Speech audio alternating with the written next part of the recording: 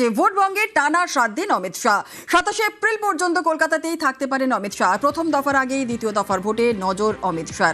আমাদের সঙ্গে রয়েছেন সুস্মিতা, আরো বিস্তারিত জানাবে। সুস্মিতা, ভোটের রণকৌশলের শেষ মুহূর্তের কি ভোকাল টনিক দেয় অমিত শাহ, সেটাই তো এখন দেখার বিষয়।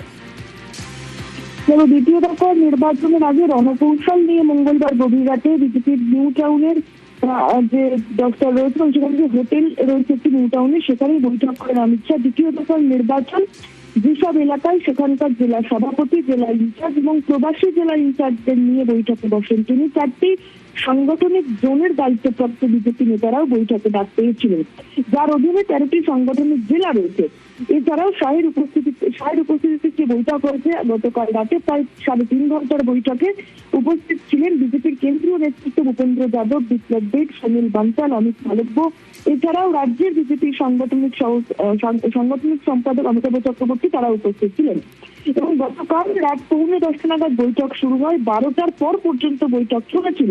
বিজেপি সূত্রে একটি খবর যে 13টি জেলায় যত বিধানসভা আসন রয়েছে সেগুলির প্রতিটি বিষয়ে আলাদা আলাদা করে হিসেব নিয়েছেন অমিত শাহ এবং কোন বিধানসভা কেন্দ্রে কি পরিস্থিতি, কতটা সংখ্যালঘু ভোট, এসআইআর পরবর্তী কি অবস্থা, কোনটায় জেতার সম্ভাবনা প্রবল রয়েছে, কোনটায় সম্ভাবনা ক্ষীণ হচ্ছে, সবটাই তিনি পুঙ্খানুপুঙ্খভাবে তথ্য সহ যে বক্তব্য নেতৃত্বের সেটি নিয়েছেন এবং তার নিজের কাছেও সে সংক্রান্ত রিপোর্ট রয়েছে, সেটাও তুলে ধরেছেন রাজ্য নেতৃত্বের কাছে।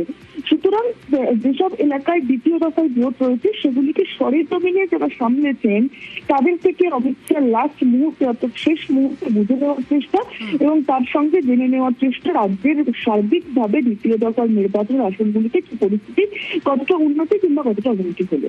বেশ, ধন্যবাদ সুস্মিতা।